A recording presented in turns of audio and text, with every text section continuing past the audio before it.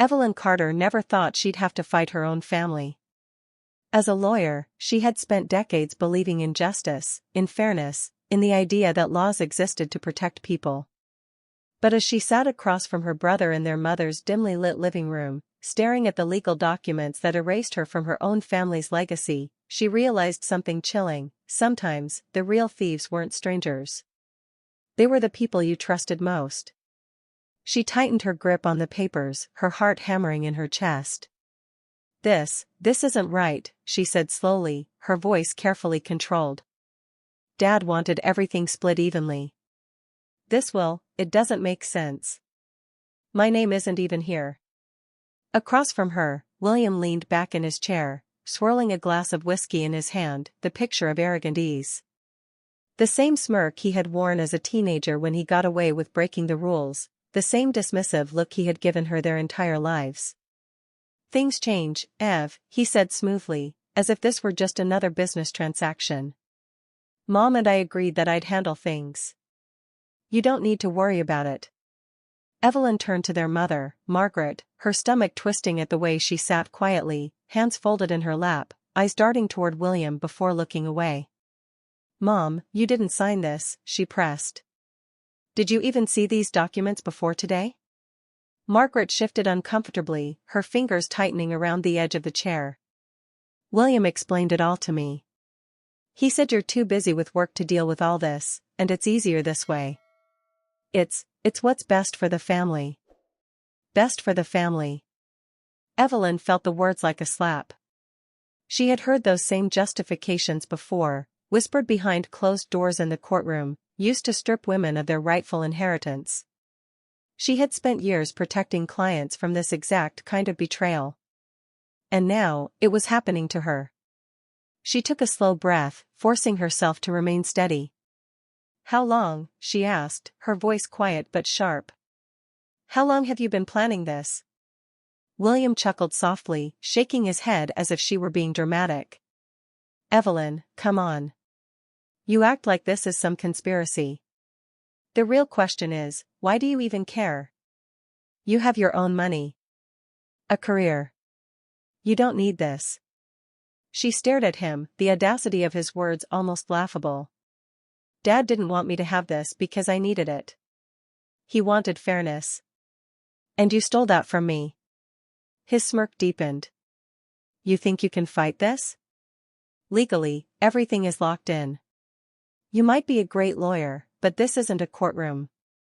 It's family. And trust me, no one is going to take your side over mine." For a long moment, Evelyn didn't move. She just looked at him, at the brother she had once trusted, at the mother who had been manipulated into silence. Then she exhaled, setting the papers down with careful precision. "You're right about one thing, William," she said, standing up and smoothing her blazer. "This isn't a courtroom." She met his gaze, and this time, she was the one who smiled. "But soon, it will be." And with that, she walked out, because this fight had only just begun. Evelyn drove through the quiet streets, gripping the steering wheel so tightly her knuckles turned white. The streetlights blurred past, but she barely saw them. Her mind was a storm, rage, betrayal, disbelief. Her own brother. He had been planning this for years. She had spent her entire career fighting for fairness, protecting people from financial abuse, from legal loopholes that stripped them of what was rightfully theirs. And yet, she had let it happen to herself. The realization sent a fresh wave of anger coursing through her. She pulled into the driveway of her townhouse, cutting the engine before pulling out her phone. If William thought he had covered his tracks, he was wrong. She scrolled through her contacts until she found the name she was looking for. Jonathan Reeves. A former federal investigator turned forensic financial expert. Someone who had made a career uncovering exactly this kind of fraud. She hit call. Evelyn Carter. "Now that's a voice I haven't heard in a while." Jonathan's smooth voice came through the receiver. "What's the occasion? You finally decided to leave corporate law and come work with me?" "Not exactly," she said, walking inside and flipping on the lights. "I need your expertise. And your discretion." A pause. Then, that bad? Evelyn exhaled sharply, tossing her bag onto the counter. Worse. My own brother manipulated my mother into cutting me out of my father's estate. I need to know how deep this goes. Jonathan didn't hesitate. Send me what you have. I'll start digging. Evelyn ended the call and sat at the kitchen table, pulling out the legal documents again. She had barely noticed it before, but now, with her mind clearer, she saw it, a pattern. The asset transfers hadn't happened all at once. They had been slow, calculated, moved piece by piece over the last 2 years, during the economic downturn. It hit her then. William wasn't just greedy. He was desperate. The real estate market had crashed in 2024. High-risk investors had lost millions. William had always been reckless with money, living beyond his means, chasing risky ventures. She had heard rumors that some of his investments had gone bad, but she had never thought he'd steal from their own family to recover. She stared at the paperwork in front of her, the anger in her chest hardening into something sharper. He thought he was untouchable. That no one would question him. That she would walk away. He had made a mistake. Because Evelyn wasn't going to walk away. She was going to dismantle him. Legally. Publicly. Completely. Evelyn spent the next 3 days doing what she did best, building a case. She barely slept, poring over legal documents, financial records, and state laws on elder financial exploitation. But this time, she wasn't just a lawyer. She was a woman who had been betrayed, and that made her more dangerous than any opposing counsel William had ever faced. Late one evening, her laptop screen glowed in the dimly lit room as a new email came through from Jonathan Reeves. The subject line made her pulse spike. You're going to want to see this. She clicked the attachment and scanned the forensic report he had compiled. And then, her blood ran cold. William wasn't just cutting her out of the inheritance. He had drained their mother's accounts. Jonathan's notes detailed multiple suspicious withdrawals, asset transfers, and shell corporations William had created under their mother's name. Some transactions had clear coercion flags, large sums of money moved just days after their father's funeral, when their mother had been in deep grief. A second attachment contained bank surveillance footage. Evelyn clicked on it, and her breath caught. There was William, standing beside their mother at a bank teller's desk. She looked confused, hesitant, her hands shaking as she signed documents. William's hand rested on her shoulder, his grip firm. You see it, don't you? Jonathan's voice came through the phone when she called him. This isn't just fraud. This is elder abuse. Evelyn clenched her jaw. I need more. I need something that makes it airtight. Already on it, Jonathan replied. But Evelyn, this is serious. If you take this to court, it won't just be a civil matter. We're talking criminal charges. Are you ready for that? She didn't hesitate. William made his choice. Now he's going to face the consequences. She ended the call and exhaled slowly, staring at the evidence before her. Her brother had stolen from both of them. And now, she was going to take everything back. Evelyn sat in the back of the dimly lit cafe, her fingers wrapped around a cup of black coffee, barely touched. Across from her, Jonathan Reeves leaned back in his chair, arms crossed, watching her carefully. You've got him, he said finally, nodding toward the file she had just finished reviewing. Paper trail, fraudulent signatures, bank footage. This isn't just inheritance fraud, your brother committed full-scale elder financial abuse. You take this to court, he's looking at felony charges. Evelyn didn't respond immediately. She stared down at the documents, the weight of what she was about to do settling in. She had spent years fighting against corporate fraud, corrupt contracts, bad actors in the legal system. But this was different. This was her brother. Jonathan sighed, rubbing his temple. Look, I know this isn't easy, but you know what happens if you don't move now. William won't stop. He's not just a bad investor, he's drowning. And people who are desperate? They get worse. you think he's just going to keep it at this? Next, he'll sell off Mom's property, push her into some underfunded care home, and by the time she realizes what's happened, it'll be too late. Evelyn's stomach twisted. She thought about their mother, how she had blindly trusted William, how she still made excuses for him, still believed he was taking care of things the way their father had wanted. She had no idea she was being manipulated. And Evelyn had almost walked away. She closed the file, her decision made.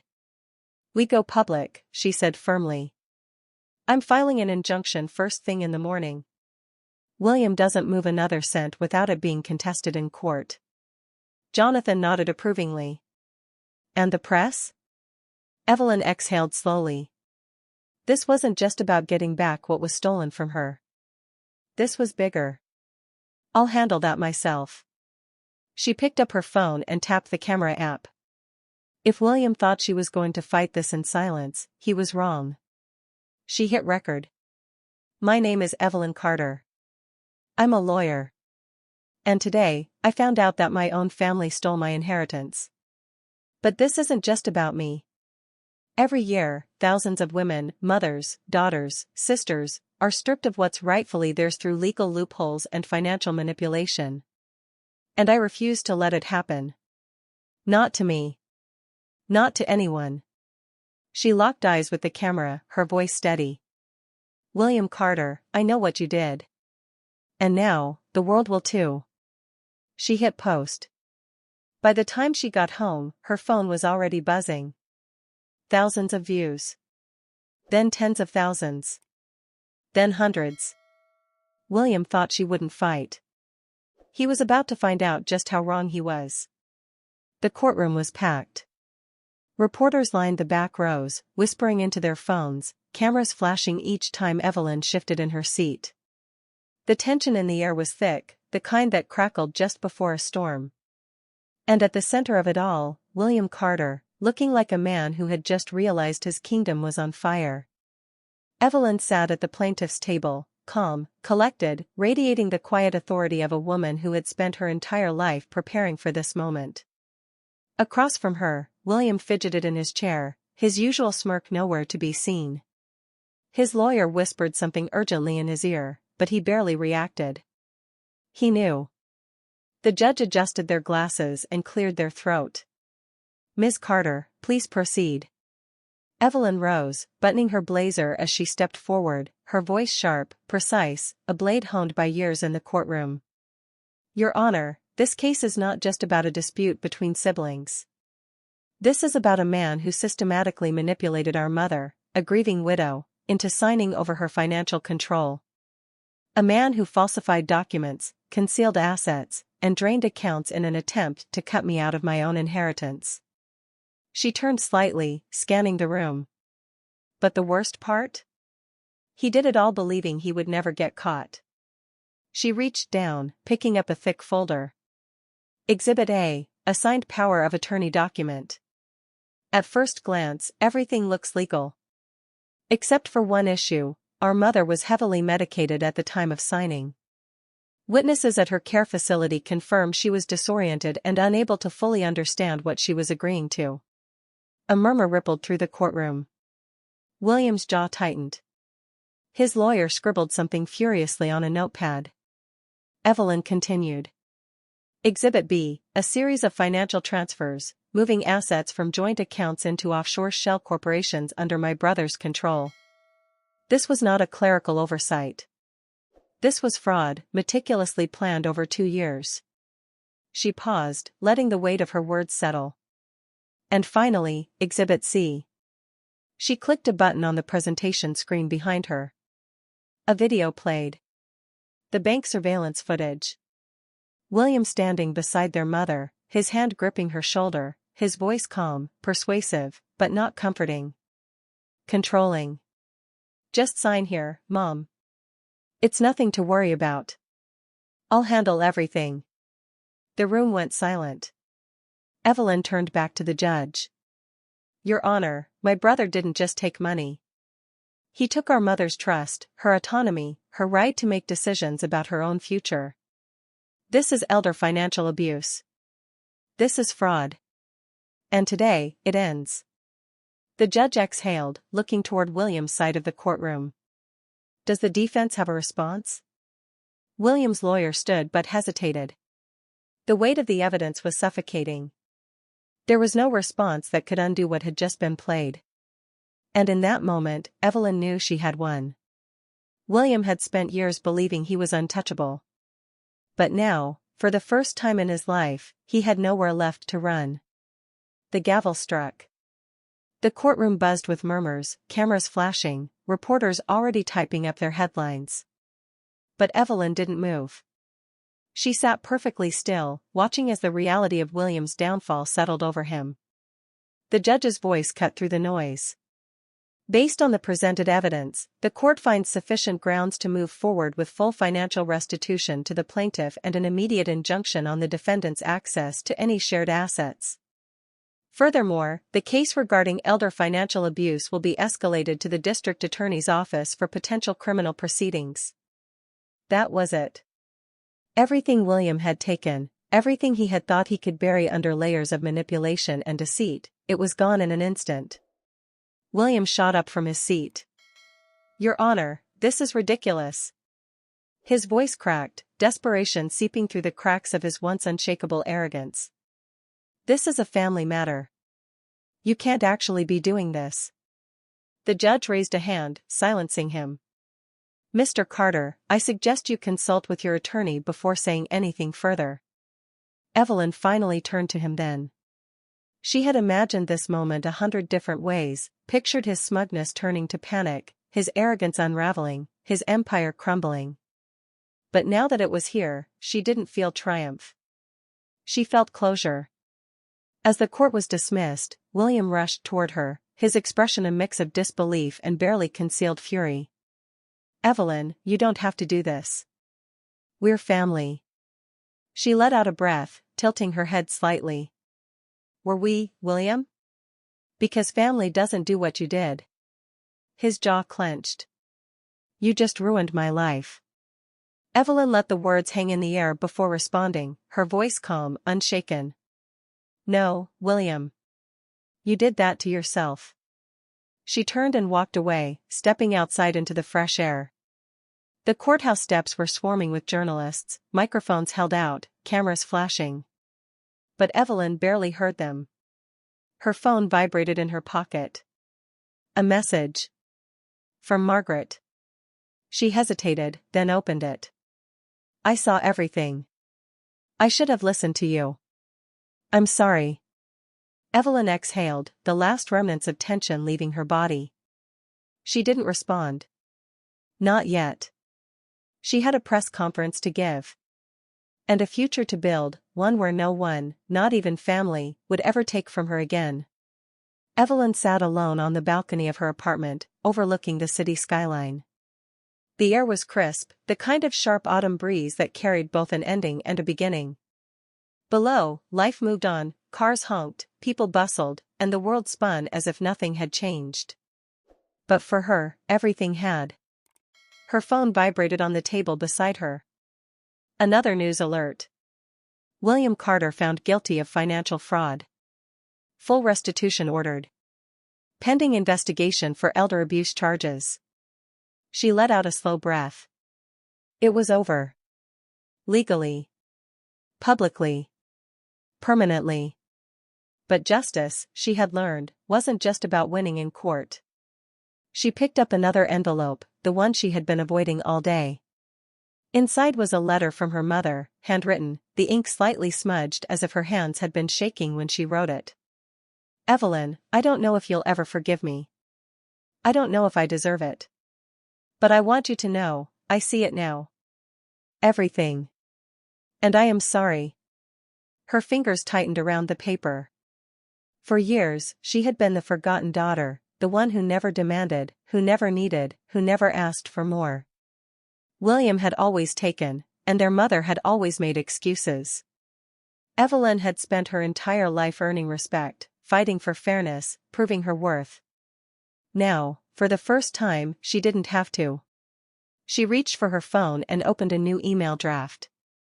Subject: Carter Legal Defense Fund, official launch. For too long, women, daughters, sisters, mothers, have been stripped of their rights by their own families. That ends today. I am proud to announce the launch of the Carter Legal Defense Fund, dedicated to fighting financial abuse and inheritance fraud. No one will have to stand alone the way I once did. She hit send. The past was behind her. The fight had ended. But her work, her real work, had only just begun. This story isn't just about Evelyn, it's about a reality so many people face. Financial abuse isn't always committed by strangers. Sometimes, the people we trust the most are the ones who take advantage of us. Evelyn's journey proves that knowledge is power, and standing up for yourself, even when it's against family, can be the hardest but most necessary fight. But now, we want to hear from you. What do you think about Evelyn's decision? Was her mother truly a victim, or was she complicit in what happened?